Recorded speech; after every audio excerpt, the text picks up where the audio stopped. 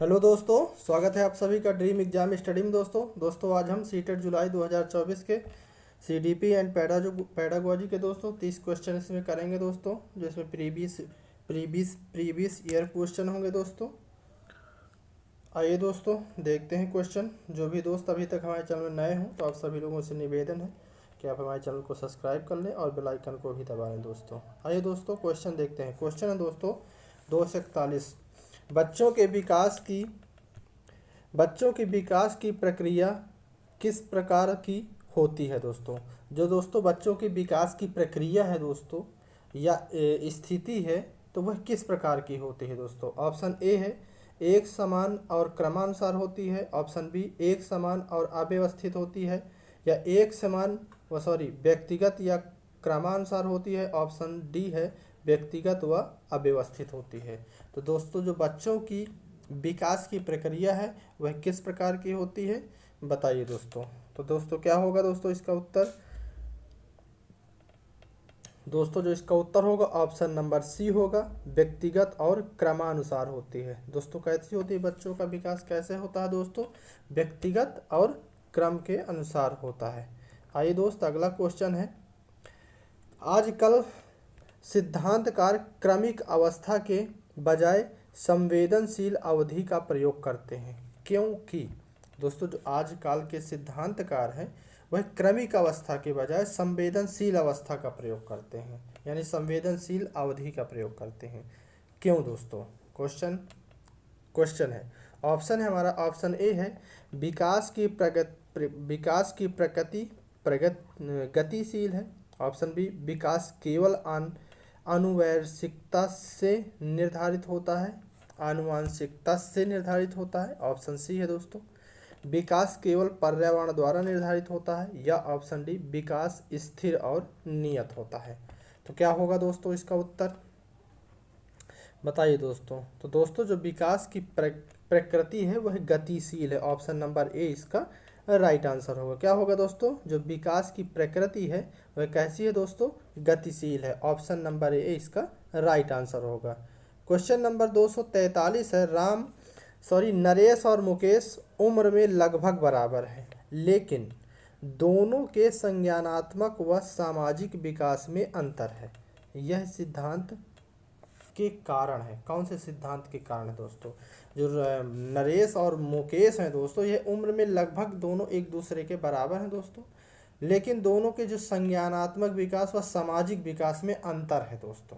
किसके कारण। Option number A विकास शीर्षगामी सिद्धांत है। ऑप्शन नंबर बी विकास समीप दूराभिमुखी सिद्धांत है, या ऑप्शन नंबर सी विकास व्यक्तिगत भिन्नताओं का सिद्धांत है, या ऑप्शन नंबर डी विकास एक रूपता का सिद्धांत है। क्या होगा दोस्तों 43 का आंसर दोस्तों जो 243 का आंसर होगा ऑप्शन नंबर सी होगा। जो विकास है व्यक्तिगत और भिन्नताओं का सिद्धांत है। विकास क्या है दोस्तों, व्यक्तिगत भिन्नताओं का सिद्धांत है, ठीक है ना।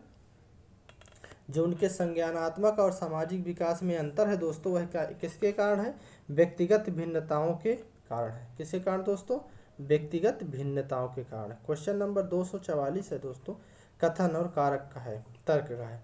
कथन है दोस्तों बच्चों के विकासात्मक प्रतिमान की उपलब्धि में देरी के लिए सीधे आनुवांशिकता जिम्मेदार ठहराया जा सकता है। जो दोस्तों बच्चे हैं जो उपलब्धि में देरी करते हैं, यानी वह अपनी किसी कक्षा में प्रगति करने में देरी करते हैं या किसी चीज़ को सीखने में देरी करते हैं, तो क्या उसके लिए केवल आनुवांशिकता जिम्मेदार है। ठीक है, ये हमारा कथन कह रहा है। तर्क कह रहा है पर्यावरणीय कारक विकास में कोई भूमिका नहीं निभाते हैं। तो दोस्तों क्या आपने कभी ऐसा पढ़ा है कहीं पे जिसमें पर्यावरण कारक आपके विकास में कोई भूमिका नहीं निभाते हों। समझ रहे हैं क्वेश्चन क्या कह रहा है दोस्तों। तो देखिए इसमें क्या कह रहा है, ऑप्शन ए और दोनों सही हैं, आर ए की सही व्याख्या करता है, या आर दोनों सही हैं लेकिन आर सही व्याख्या ए की नहीं करता है। ए सही है लेकिन आर गलत है, ए और आर दोनों गलत है। तो दोस्तों जो इसका उत्तर होगा क्या होगा, ऑप्शन नंबर डी होगा, ए और आर दोनों गलत है। अगर हमारा विकास नहीं हो रहा है, हम उपलब्धि को नहीं पा रहे हैं, तो उसमें केवल आनुवंशिकता जिम्मेदार को हम नहीं ठहरा सकते हैं। और जो पर्यावरणीय कारक है वो विकास में कोई भूमिका नहीं निभाते हैं दोस्तों। पर्यावरण और आनुवंशिकता हमारे विकास में दोनों महत्वपूर्ण भूमिका निभाते हैं, ठीक है ना। तो ये दोनों कथन क्या हो जाएंगे दोस्तों, आपके गलत हो जाएंगे। क्वेश्चन नंबर 245 है, बच्चों का सामाजिकरण कैसा होता है। ऑप्शन नंबर ए है, एक सरल और रेखिक प्रक्रिया है। ऑप्शन नंबर बी, एक व्यवस्थित और सुव्यवस्थित प्रक्रिया है। ऑप्शन नंबर सी, एक जटिल और बहुआयामी प्रक्रिया है। या ऑप्शन नंबर डी, एक निश्चित और स्थिर प्रक्रिया है। तो बताइए दोस्तों, जो बच्चों का सामाजिकरण है वह कैसा होता है, कैसा होता है सामाजिकरण दोस्तों। तो जो बच्चों का दोस्तों सामाजिकरण है, ऑप्शन नंबर सी होगा, एक जटिल और बहुआयामी प्रक्रिया है। क्या है दोस्तों, एक जटिल और बहुआयामी प्रक्रिया है बच्चे का सामाजिकरण, ठीक है ना दोस्तों। आइए दोस्तों, अगला क्वेश्चन है हमारा, क्वेश्चन नंबर 246 है, संज्ञानात्मक विकास के किस चरण में बच्चे अनुमान लगाने व अमूर्त चिंतन करने के कौशल हासिल कर लेते हैं। दोस्तों, जो संज्ञानात्मक विकास के चरण में बच्चे किस अवस्था में अनुमान लगाने लगते हैं और अमूर्त चिंतन करने लगते हैं और कौशलों को हासिल कर लेते हैं। ऑप्शन नंबर ए, संवेदी चालक अवस्था होगी। ऑप्शन नंबर बी, पूर्व संक्रियात्मक अवस्था होगी। ऑप्शन नंबर सी, मूर्त संक्रियात्मक अवस्था। या ऑप्शन नंबर डी, औपचारिक संक्रियात्मक अवस्था। कौन सी अवस्था है दोस्तों जिसमें बच्चे क्या करने लगते हैं, अनुमान लगाने लगते हैं और चिंतन करने लगते हैं, सही सोच की ओर बढ़ने लगते हैं। तो दोस्तों, जो इसका उत्तर होगा ऑप्शन नंबर डी होगी, डी होगा औपचारिक संक्रियात्मक अवस्था। कौन सी अवस्था दोस्तों, औपचारिक संक्रियात्मक अवस्था में बच्चे दोस्तों अमूर्त चिंतन करने लगते हैं। क्वेश्चन नंबर 247 है, पियाजे के सिद्धांत में ... जब एक बच्चा नए अनुभव के लिए मौजूदा स्कीमा को संशोधित करता है, वह प्रक्रिया क्या कहलाती है। ऑप्शन नंबर ए, समायोजन कहलाती है। ऑप्शन नंबर बी, संगठन कहलाता है। या ऑप्शन नंबर सी, अभिसंज्ञान कहलाता है। या ऑप्शन नंबर डी, पाठ कहलाता है। बताइए दोस्तों, पियाजे के सिद्धांत में जब एक बच्चा नए अनुभवों के लिए मौजूदा स्कीमा को क्या कर लाता है, संशोधित करता है दोस्तों, जो उसके दिमाग में दोस्तों है उसको वह क्या कर रहा है, संशोधित कर रहा है, तो वह कौन सी प्रक्रिया कहलाएगी। तो क्या कहलाएगा दोस्तों, यह कहलाएगा हमारा समायोजन। क्या कहलाता है दोस्तों, समायोजन कहलाता है। क्या कहलाता है दोस्तों, समायोजन कहलाता है। क्वेश्चन नंबर 248 है, पियाजे के अनुसार आत्म केंद्रिता के क्या मायने हैं। दोस्तों, किसके, आत्म केंद्रिता के।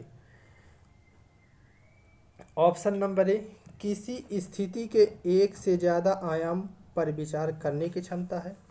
या ऑप्शन नंबर बी, सोच प्रक्रिया को मानसिक संरचनाओं के आधार पर संगठित करना है। या ऑप्शन नंबर सी, मौजूदा स्कीमा का प्रयोग करते हुए संसार की समझ बनाना है। या ऑप्शन नंबर डी, दूसरों के अनुभव व सांसारिक दृष्टिकोण को अपनी दृष्टिकोण से देखने की प्रवृत्ति है। बताइए दोस्तों, आत्म केंद्रिता क्या है दोस्तों, ये बताना है। तो क्या है दोस्तों, क्या होगा इसका उत्तर। तो दोस्तों, जो इसका उत्तर होगा ऑप्शन नंबर डी होगा, दूसरों के अनुभव व सांसारिक दृष्टिकोण को अपनी दृष्टिकोण से देखने की प्रवृत्ति है। क्या, आत्म केंद्रिता दोस्तों, ठीक है ना। क्या है दोस्तों, दूसरों के अनुभवों को व सांसारिक दृष्टिकोण को अपनी दृष्टि में देखने की प्रवृत्ति क्या है, आत्म केंद्रिता है। क्वेश्चन नंबर है 249, लेओ वाइगोत्स्की के अनुसार ... संज्ञानात्मक विकास में महत्वपूर्ण योगदान। ऑप्शन नंबर ए, अनुबंधन होगा। ऑप्शन नंबर बी, पुनर्बलन होगा। ऑप्शन नंबर सी, सांस्कृतिक परिवेश होगा। या ऑप्शन नंबर डी, स्कीमा होगा। बताइए दोस्तों, जो लेव वाइगोत्स्की के अनुसार संज्ञानात्मक विकास में महत्वपूर्ण योगदान कौन निभाता है दोस्तों। तो क्या होगा दोस्तों इसका उत्तर। तो दोस्तों, जो इसका उत्तर होगा ऑप्शन नंबर सी होगा, सांस्कृतिक परिवेश। क्या होता है दोस्तों, सांस्कृतिक परिवेश संज्ञानात्मक विकास में महत्वपूर्ण भूमिका निभाते हैं दोस्तों। किसके अनुसार, लेव वाइगोत्स्की के अनुसार। क्वेश्चन नंबर 250 दोस्तों, लेव वाइगोत्स्की के सिद्धांत पर आधारित कक्षा में किसको महत्वता दी जाती है। दोस्तों जो लीव वाइगोत्स्की के सिद्धांत पर आधारित कक्षा में दोस्तों किसको महत्वता दी जाती है। ऑप्शन नंबर ए सस्वर पाठ पर रटने पर, ऑप्शन नंबर बी सहयोगात्मक सीखने पर, ऑप्शन नंबर सी इनाम व सजा के उपयोग को, या ऑप्शन नंबर डी प्रतिक्रियाओं के अनुबंधन को। क्या होगा दोस्तों इसका उत्तर। तो दोस्तों जो इसका उत्तर होगा ऑप्शन नंबर बी होगा, सहयोगात्मक सीखने का बढ़ावा दिया जाता है वाइगोत्स्की की क्लास में। ठीक है ना दोस्तों, वाइगोत्स्की जी क्या कहते हैं, क्लास में सहयोगात्मक सीखने को बढ़ावा दिया जाए। क्वेश्चन नंबर 241 है दोस्तों, लॉरेंस कोहलबर्ग ने अपने सिद्धांत में नैतिक विकास के कितने चरण प्रतिपादित किए हैं दोस्तों, जबकि ये हम आपको शायद दोस्तों थ्योरी में पढ़ा चुके हैं दोस्तों।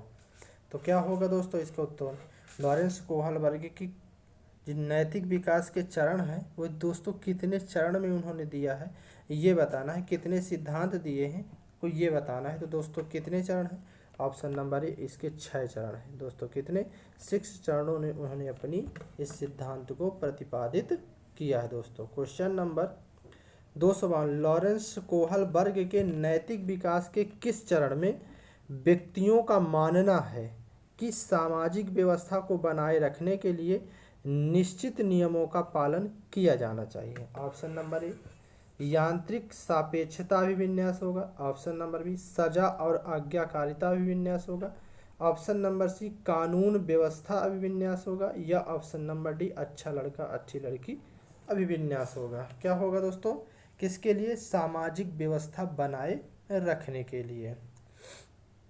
तो क्या होगा दोस्तों, सामाजिक व्यवस्था बनाए रखने के लिए कौन से नियम का पालन करेंगे दोस्तों, ऑप्शन नंबर कौन सा होगा, ऑप्शन नंबर सी होगा दोस्तों, कानून व्यवस्था अभिविन्यास होगा। क्या होगा दोस्तों, सामाजिक व्यवस्था को बनाए रखने के लिए कौन सी, कानून व्यवस्था अभिविन्यास का पालन करेंगे। क्वेश्चन नंबर 243 है, हावर्ड गार्डनर के सिद्धांत के अनुसार नर्तकियों, धावकों और अभिनेताओं के पास कौन सी बुद्धि होती है दोस्तों, बताइए।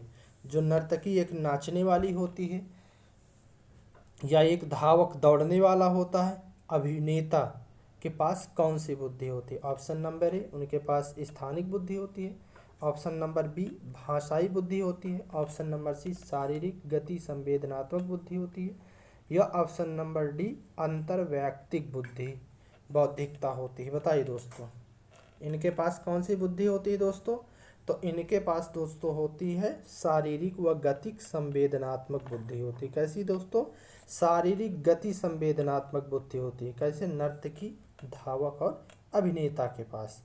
क्वेश्चन नंबर 254 है दोस्तों, सह शिक्षा कक्षा में लड़कों के लिए एक शिक्षक की टिप्पणी पुरुष बनो और लड़कियों की तरह व्यवहार मत करो किसको बढ़ावा देती है।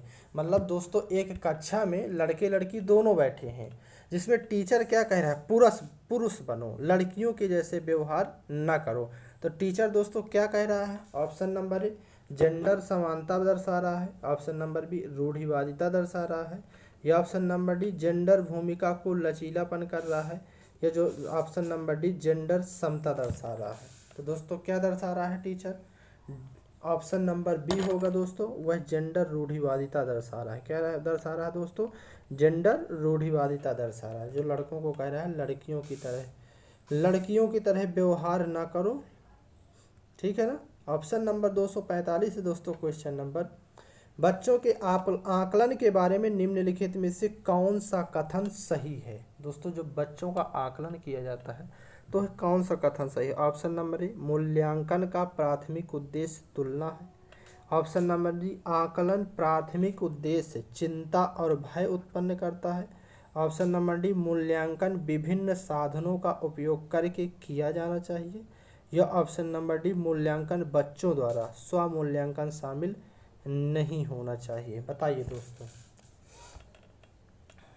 आकलन के बारे में कौन सा कथन सही है ये बताना है। तो कौन सा कथन सही है दोस्तों, ऑप्शन नंबर सी होगा, मूल्यांकन विभिन्न साधनों का उपयोग करके किया जाना चाहिए। जो दोस्तों मूल्यांकन है वह विभिन्न साधनों का प्रयोग करके, हमको उसका प्रयोग करके मूल्यांकन करना चाहिए।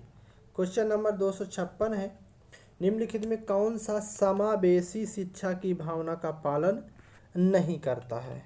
दोस्तों कौन सा ऑप्शन है जो समावेशी शिक्षा की भावना का पालन नहीं करता। ऑप्शन नंबर ए होगा विभेदित निर्देश, ऑप्शन नंबर बी सीखने के लिए सार्वभौमिक डिजाइन, ऑप्शन नंबर सी पृथक्करण और नवीकरण होगा, ऑप्शन नंबर डी सहयोगपूर्ण सीखना होगा। तो क्या होगा दोस्तों इसका उत्तर।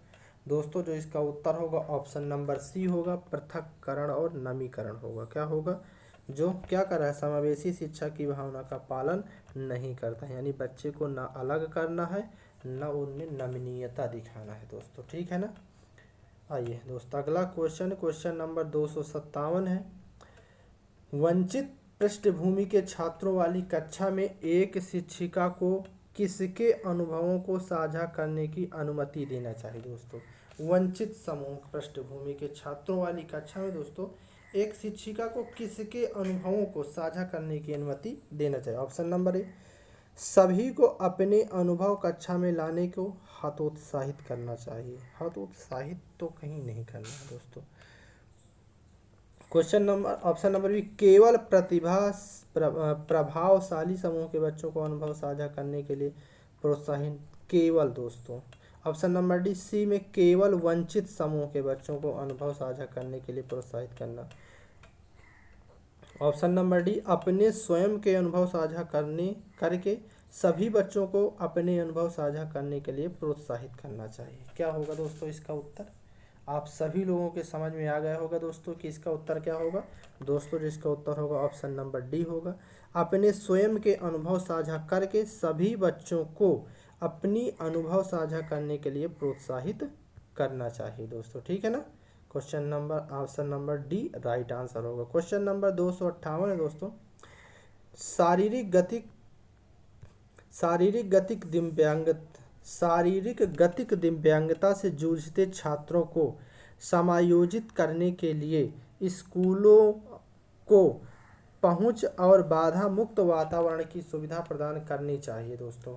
जो शारीरिक गतिक दिव्यांग है दोस्तों, जिनको शरीर में कुछ कमियां हैं दोस्तों, उन छात्रों को समायोजित करने के लिए स्कूल को पहुंच और बाधा मुक्त वातावरण की सुविधा प्रदान करनी चाहिए। ऑप्शन नंबर ए है पहिया कुर्सी और व्हील चेयर का प्रयोग करना। ऑप्शन नंबर बी वॉकर का प्रयोग करना चाहिए। Option number C option third है दोस्तों हैंड रेल के साथ रैप बनाना चाहिए। ऑप्शन नंबर चौथा है उभरे हुए टाइल होना चाहिए। ऑप्शन नंबर डी ब्रेल प्रणाली होना चाहिए। बताइए दोस्तों इसका उत्तर क्या होगा, कूट में आंसर देना होगा। तो क्या होगा दोस्तों, इसका आंसर होगा ऑप्शन नंबर ए होगा दोस्तों। क्या होगा, पहिया और कुर्सी व्हील चेयर का प्रयोग करना है, वॉकर का प्रयोग करना है और दोस्तों हैंड रेल के साथ रैप का प्रयोग करना है, ठीक है ना।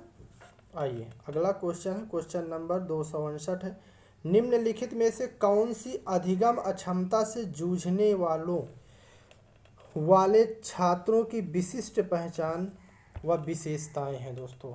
जो अधिगम अक्षमता से दोस्तों जूझ रहे हैं तो वह कौन सी छात्रों की विशिष्ट पहचान और विशेषता है। ऑप्शन नंबर ए पढ़ने में शब्दों और पंक्तियों को छोड़ देते हैं, वर्तनी में गलती करते हैं। ऑप्शन नंबर बी 2 फीट की दूरी के परे चीज़ें नहीं देख सकते हैं। ऑप्शन नंबर सी एक गति क्रिया को बार बार करते हैं। ऑप्शन नंबर डी 70 dB की आवाज़ नहीं सुन सकते हैं।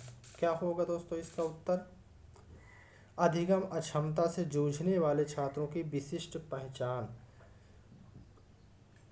क्या होगा दोस्तों जिसका उत्तर होगा ऑप्शन नंबर ए होगा। क्या होगा दोस्तों, ऑप्शन नंबर ए है पढ़ने में शब्दों या पंक्तियों को छोड़ देते हैं, वर्तनी में गलती करते हैं दोस्तों। यही क्या होगी हमारी अधिगम अक्षमता से पहचान होगी।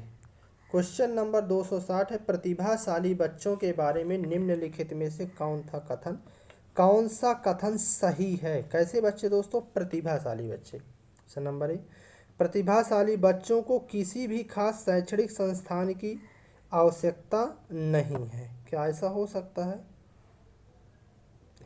है, क्या दोस्तों, नहीं। ऑप्शन नंबर बी प्रतिभाशाली बच्चों को बार बार करने के लिए बहुत सरल नियमित कार्य देना चाहिए, ये भी नहीं होगा दोस्तों। ऑप्शन नंबर सी, प्रतिभाशाली बच्चे बहुत अधिक भावात्मक परिपक्व होते हैं, ये भी नहीं होगा। ऑप्शन नंबर डी, प्रतिभाशाली बच्चों को सीखने की विशिष्ट ज़रूरतें होती हैं जिन्हें अक्सर कक्षाओं में नज़रअंदाज कर दिया जाता है। क्या होगा दोस्तों इसका उत्तर? तो दोस्तों जो इसका उत्तर होगा ऑप्शन नंबर डी होगी। प्रतिभाशाली बच्चे के बारे में कौन सा कथन सही है? तो प्रतिभाशाली बच्चों को सीखने के लिए विशिष्ट ज़रूरतें होती हैं जिन्हें अक्सर कक्षाओं में नज़रअंदाज कर दिया जाता है। ऑप्शन नंबर डी इसका राइट आंसर होगा। क्वेश्चन नंबर 261 है, माध्यमिक कक्षाओं में छात्रों की सक्रिय भागीदारी को किसके द्वारा बढ़ावा दिया जाना चाहिए? ऑप्शन नंबर ए, सकारात्मक और नकारात्मक पुनर्बलन द्वारा। ऑप्शन नंबर बी, निष्क्रिय श्रवण द्वारा। ऑप्शन नंबर सी, प्रतियोगिता को बढ़ावा देकर। ऑप्शन नंबर डी, पूछताछ और जांच की प्रक्रियाओं के माध्यम से। क्या होगा दोस्तों इसका उत्तर? तो दोस्तों जो इसका उत्तर होगा ऑप्शन नंबर डी होगा, पूछताछ और जांच की प्रक्रिया के माध्यम से क्या करना है? छात्रों की भागीदारी को बढ़ावा देना। कैसे? पूछताछ और जांच की प्रक्रिया के द्वारा। क्वेश्चन नंबर 262 है, कथन है, समकक्षियों से चर्चा व संवाद के शिक्षण शास्त्रीय पद्धतियों समस्या समाधान के कौशलों के विकास में बाधा डालती है। क्वेश्चन दोस्तों क्या कह रहा है कि समकक्षियों से चर्चा व संवाद की शिक्षण शास्त्रीय पद्धतियाँ समस्या समाधान के कौशल में विकास में बाधा डालती हैं। ऑप्शन नंबर, तर्क क्या कह रहा है? अधिगम प्रक्रिया स्वरूप और व्यक्तिवादी ना कि सामाजिक है। तो दोस्तों ये दोनों गलत है, कथन और तर्क दोनों गलत है। तो दोस्तों जो इसका राइट आंसर क्या होगा? Right answer option number D होगा, यानी ए आर दोनों गलत हैं दोस्तों। क्या होगा? ऑप्शन नंबर इसका डी राइट आंसर होगा। आइए क्वेश्चन नंबर 263 है, एक शिक्षक को अपने शिक्षार्थियों को किस प्रकार से लक्ष्य निर्धारित करने के लिए प्रोत्साहित करना चाहिए? कैसे दोस्तों लक्ष्य निर्धारित के लिए प्रोत्साहित करना है? महारत उन्मुख द्वारा, प्रदर्शन उन्मुख द्वारा, या ऑप्शन नंबर सी, विफलता को स्वीकारने वाले, या ऑप्शन नंबर डी, असफलता से बचने वाले। क्या होगा दोस्तों इसका उत्तर? तो दोस्तों जो इसका उत्तर होगा ऑप्शन नंबर ए होगा, महारत उन्मुख करके।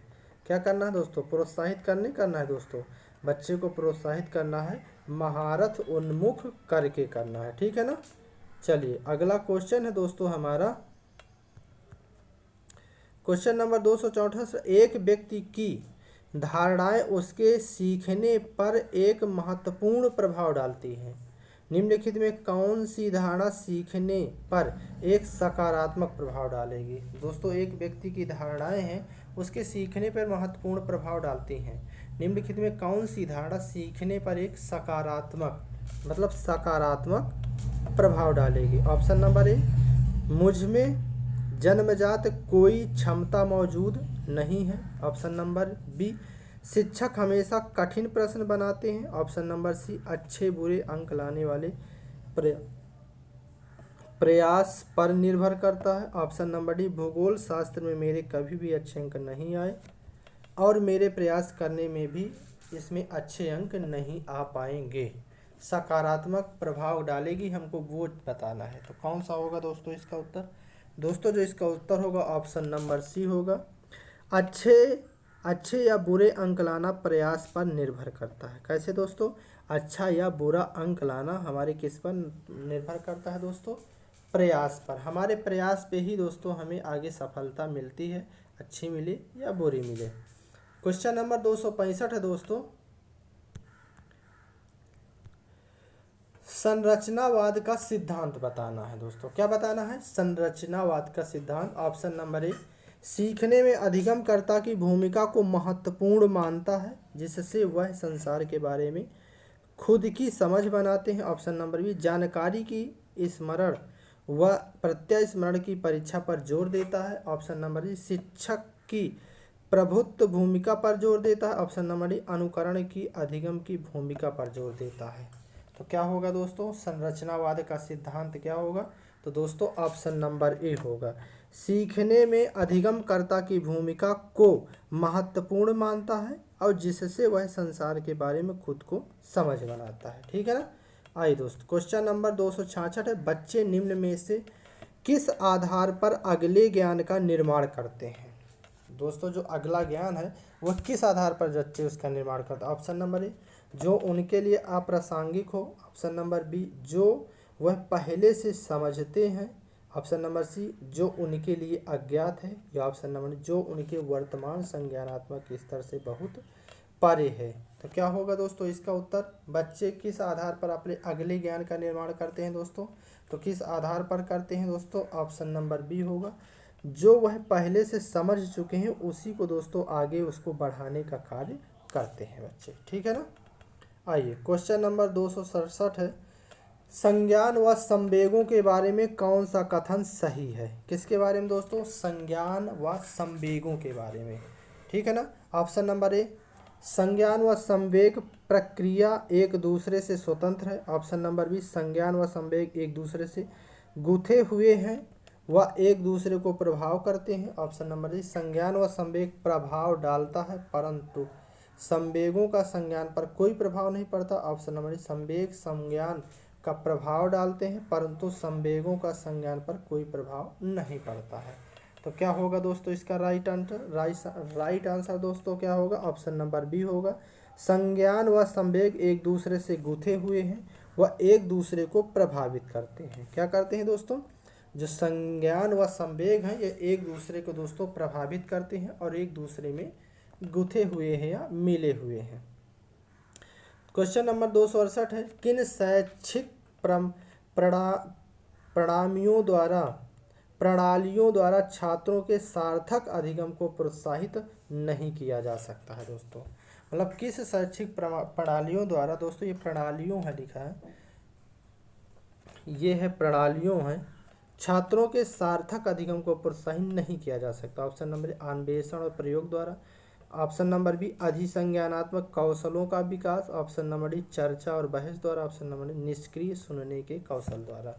तो क्या होगा दोस्तों इसका उत्तर, दोस्तों जो इसका उत्तर होगा ऑप्शन नंबर डी होगा, निष्क्रिय सुनने के कौशल द्वारा। क्या होगा, निष्क्रिय सुनने के कौशल द्वारा। क्वेश्चन नंबर 269 है, विद्यार्थियों द्वारा निर्मित भ्रांतियों को निपटाने के लिए रचनात्मक दृष्टिकोण क्या सुझाव देता है।